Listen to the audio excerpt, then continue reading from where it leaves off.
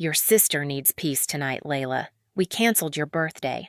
My mother said it casually, like she was canceling a dentist appointment, not my 18th birthday, not the one night I'd waited years for. I stood there in the half-lit backyard decorations, still swaying in the warm Arizona breeze, chocolate chip cookies cooling on the table I'd set myself. I didn't shout. I didn't cry. I just blew out the unlit candles one by one and felt something inside me shift quiet, sharp, final. They thought my silence meant surrender. They never imagined it was the start of everything that would unravel next. My name is Layla, and if you'd met my family from the outside, you might have thought we were one of those quiet, stable households people envy. The kind with neat hedges, warm porch lights, and framed vacation photos lining the hallway. And in a way, that illusion was the point. My parents worked hard to keep everything looking perfect, at least where other people could see. Inside, though, I learned early that perfection had a price, and I was usually the one paying it. Growing up with Miranda meant learning to step aside before I even realized what stepping aside meant. She was 5 years older, louder, and according to my mother, more sensitive. Sensitive was always the word. Sensitive when she didn't like the color of her room. Sensitive when she refused to eat what everyone else was having. Sensitive when she slammed doors hard enough to rattle the walls. Whenever she spiraled, the whole house reshaped itself around her moods. And I, quiet, adaptable, stronger than she is, as Mom liked to say, was expected to understand. Just let her have it, Layla. You're good at sharing. Those words followed me through childhood like a shadow. I don't think my parents ever meant to teach me invisibility, but intentions don't erase impact. Miranda got the new clothes. I got her still perfectly good hand-me-downs. She picked the TV shows. I watched whatever was left. She got the bigger bedroom. I got the one Mom said had better morning light, as if sunlight compensated for always feeling second. Still, I tried not to resent any of it. I truly did. I told myself every family had its imbalances, and as long as I stayed patient, things might even out one day. And for a long time, that belief kept me steady.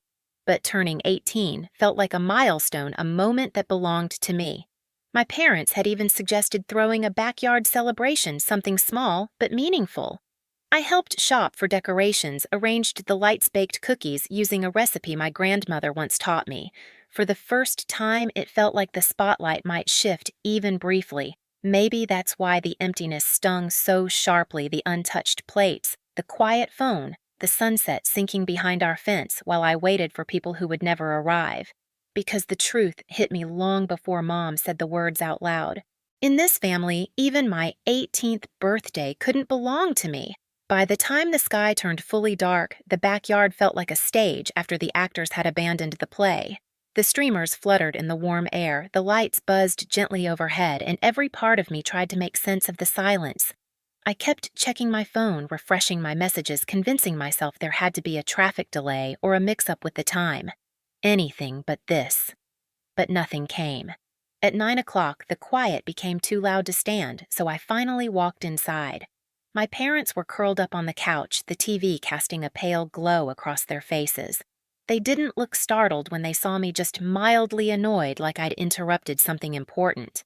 "Where is everyone?" I asked, my voice thinner than I meant it to be. Daniel didn't look up from the remote. "We canceled the party, Layla. You know how delicate Miranda is right now." I stared at them, waiting for a punchline that didn't come. "You canceled my 18th birthday. Because Miranda's upset she couldn't go on her trip." Elise sighed the way she always did when she thought I was being unreasonable. "She's been crying for 2 days. You know how hard this week has been on her. I didn't know whether to laugh or scream. She's 23. I'm the one turning 18. Before either of them could answer, footsteps echoed from the stairs. Miranda appeared wrapped in a satin robe, her hair perfectly brushed despite her supposed meltdown. She leaned against the railing like she was gracing us with her presence. "What's with the yelling?" she asked, her voice dripping boredom. "You're stressing me out." Something inside me snapped, not loud, not explosive, but sharp. "You canceled my birthday for her tantrum," I said, pointing at her. Miranda blinked slowly, then smirked. "If I can't have fun today, neither should you. It's just basic empathy." Empathy. The word landed like a slap. For years, I'd been told to empathize with her moods, her wants, her crises, but she'd never once been asked to empathize with mine. "I'm done," I whispered more to myself than to them. The room fell silent for a beat long enough for everyone to feel the shift. Then the doorbell rang. We all froze. Elise's face paled and Daniel finally muted the TV. Miranda rolled her eyes, clearly annoyed by yet another disruption to her comfort. But when the door opened and I saw who was standing there, my grandfather, Edward Stern Steady, taking in the scene with one sweeping look, I knew the night was about to change direction. And for the first time, I hoped it would. Edward didn't even step inside at first. He stood in the doorway, tall and composed, scanning each of our faces like he already knew he'd walked into a disaster. His eyes landed on Miranda's robe, Daniel's muted TV screen, the untouched decorations still visible through the sliding glass door. "What's going on here?" he asked, voice low but sharp enough to cut through the air. No one answered, so he looked at me. I didn't try to hide the redness around my eyes or the way my hands trembled slightly. For once, I didn't feel the urge to protect the family image. "They canceled my birthday," I said quietly, because Miranda was upset. Edward's expression darkened, not dramatic, not loud, just a tightening around his jaw that meant more than shouting ever could. He stepped inside, then closing the door with a controlled click. "Is that true?" he asked Daniel. My father swallowed hard. "It was complicated." "It wasn't complicated," I said. "They lied to everyone, told them I was sick so no one would show up." Elise flinched. Miranda scoffed. Edward turned to them again. "You canceled her 18th birthday for a tantrum." Miranda bristled. "I wasn't having a tantrum. My trip was ruined. I was overwhelmed." Edward stared at her with the kind of silence that makes people shrink. "You're 23, he said flatly. "And she's 18. Then he looked at my parents. "And you catered to that?" The room was so quiet I could hear the ceiling fan ticking. Daniel finally cracked. "Edward, you don't understand how sensitive she gets. We were trying to avoid a bigger problem." Edward let out a breath, slow, disappointed. "I've supported this family for years," he said, his tone even, but unwavering. "And I thought I was helping you raise 2 daughters with fairness and dignity, but what I'm seeing tonight—" "That's not dignity." Elise looked startled. "You've supported Edward, please." He cut her off with one lifted hand. Then he turned to me again, his voice softening in a way it never had for anyone else in this house. "Layla, do you want to leave with me?" The question hit deeper than I expected. Not because I didn't know the answer, but because no one had ever given me a choice before. "Yes," I said, not loud, not shaking, just certain. I saw it then, the moment something cracked behind Elise's eyes. Not fear of losing me, fear of what my leaving meant for them. Edward nodded once. "Go pack, sweetheart." And for the first time in 18 years, I walked upstairs without looking back. I packed faster than I ever had in my life. Not because I was afraid someone would stop me, but because for the first time the weight in my chest felt like it was lifting. Each folded shirt, each book I tucked into my bag, each quiet click of a zipper felt like reclaiming something I didn't even know I'd lost. My room had always felt temporary, like a place I borrowed, not a place I belonged. But now, walking out of it with everything that was mine, it finally made sense why. When I came downstairs with my suitcase, the air was tight enough to touch. Elise stood near the kitchen island, arms crossed, her face crumbling between disbelief and insult. Daniel hovered behind the couch, looking helpless. Miranda sat on the bottom stair, legs crossed, staring at her nails like the whole night inconvenienced her. Edward stood by the front door waiting for me like he had been doing it my whole life. "Ready?" he asked. I nodded, but before we could leave, Elise stepped forward. "Layla, sweetheart, don't be impulsive. Your sister didn't mean to hurt you. We can fix this. We can plan another celebration." "You canceled the one I had," I said, not raising my voice. "And you didn't even tell me." "It was a misunderstanding," Daniel added. "No," I replied. "It was a pattern." That shut him up. Miranda let out a dramatic huff. "Oh my God, Layla, stop acting like a martyr." It was just a birthday. People cancel things all the time. I turned to her slowly. You're right. People do cancel things. But only in this house does one daughter have to disappear for the other to feel okay. She rolled her eyes. You're so dramatic. Edward stepped closer. Enough. Everyone paused. He wasn't loud. He wasn't angry. But the authority in his voice rearranged the room. I'll say this once Edward told my parents. You've treated Layla like an afterthought for years, and tonight proved it. I won't be part of it anymore. Daniel's face went pale. Elise's lips parted ready to plead. Edward. No, he said simply. This isn't a negotiation. He motioned toward the door, and I followed him outside. The night air felt cooler than it had before, softer against my skin, like the world itself was opening a new door, but it wasn't over. Not by a long shot. Because the next morning, my phone started buzzing nonstop. At first, it was Elise, please come home so we can talk. We didn't mean for things to get so emotional. Then Daniel. Your mom and I want to apologize. Miranda is very fragile right now. We were trying to manage everything the best we could. Fragile. Of course. Then Miranda, predictably, you're ruining the whole family over a party. Grow up, Layla.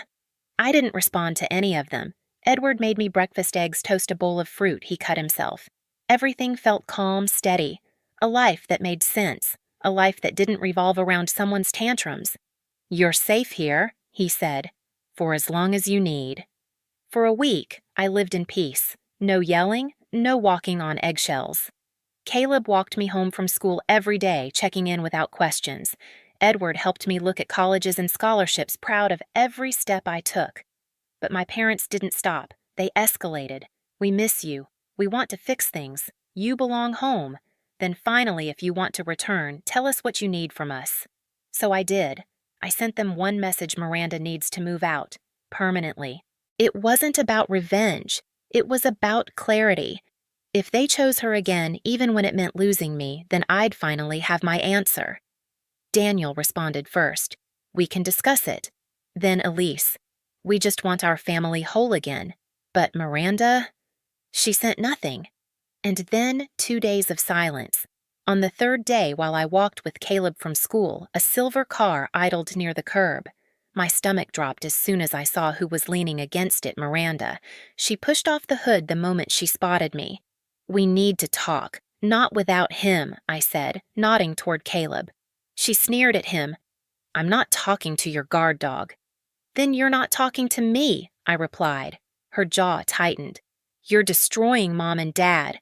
They're a mess. They haven't slept. They're terrified Edward's going to cut them off.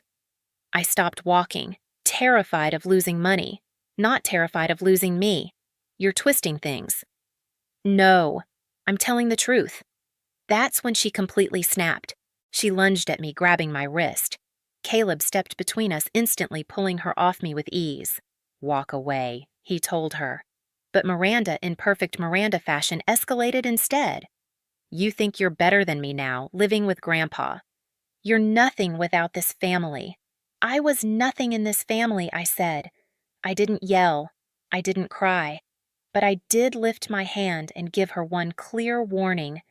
If you touch me again, I will call the police. Her eyes widened, not from fear, but from disbelief that someone finally told her no. She didn't follow us after that, because she knew that line wasn't moving. That night, I told Edward everything. He wanted to call the police immediately, but I shook my head. She got the message, I said. That's enough. He looked at me for a long moment, then nodded. I'm proud of you. 2 days later, my parents finally responded to my ultimatum, and their message told me everything. We've decided Miranda will continue living with us. You've shown us you can't be trusted. You're manipulative, jealous, and ungrateful. We only wanted you back to help repair things with Edward, but we'll manage without you.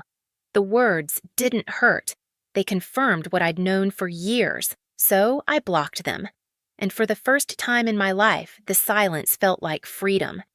Miranda tried to post something online about toxic siblings, but it backfired instantly. Everyone knew the truth by then. Every cousin, every aunt, Every person who used to fill our house with holiday chatter, they all drifted away from my parents. The image of a perfect family didn't survive 2 weeks without me holding up my corner of it. The fall was slow, then sudden. Daniel's accounting office lost clients. Elise pulled away from her friends. Miranda eventually moved out, not by choice, but because the house was shrinking under all the tension. And I watched it all from a distance, quietly, without interference, without satisfaction, or maybe with a kind that didn't need a spotlight, because I didn't destroy their life. I simply stepped out of the space they kept me trapped in, and the emptiness revealed what had been cracking long before I ever left. Life at Edward's house settled into a rhythm so gentle it almost felt unreal. Mornings were quiet sunlight slipping through the kitchen windows, the smell of fresh coffee, the soft scrape of Edward's newspaper against the table. No slammed doors, no whispered arguments behind walls, no walking on eggshells bracing for someone else's mood. For the first time, my days belonged to me. I focused on school, on applications, on the future I'd never been allowed to imagine. When my acceptance letter came from a university in northern Arizona, Edward hugged me like I'd given him a second life. "You earned this," he said, "every bit of it." Caleb drove me to tour the campus one weekend, and the drive felt strangely symbolic: open road pine trees, no detours back into old pain. We weren't rushing anything, but being around him made everything feel lighter, steadier. Someone who didn't expect me to shrink so others could breathe. Meanwhile, news about my parents reached me in small fragments through relatives who still spoke to Edward, through friends who'd seen Miranda moving boxes into a tiny apartment across town. The perfect picture they'd spent years curating had finally cracked beyond repair. They weren't ruined, not in a dramatic way, just unraveling. Quietly, naturally, exactly how I had left. I didn't celebrate it. I didn't post about it. I didn't send a single "I told you so." That wasn't the point. Watching from afar, I realized something simple and surprising. I didn't want revenge anymore. I just wanted peace, and I had it. One evening, sitting on Edward's back patio, I looked at the mountain line glowing under the setting sun and felt something loosen inside me, a final thread snapping free. Leaving hadn't broken me. It had rebuilt me. If there's one thing I learned, it's this. Sometimes the loudest decision you'll ever make is walking away. My parents thought my silence meant surrender, but it became the only boundary they couldn't twist or ignore. And once I stepped out of their shadow, my life finally began to feel like mine: steady, simple, real. If any part of my story feels familiar to you, know this: you're not dramatic, you're not ungrateful, and you're not alone. Share your story in the comments. And if you want more, hit subscribe so you don't miss the next one.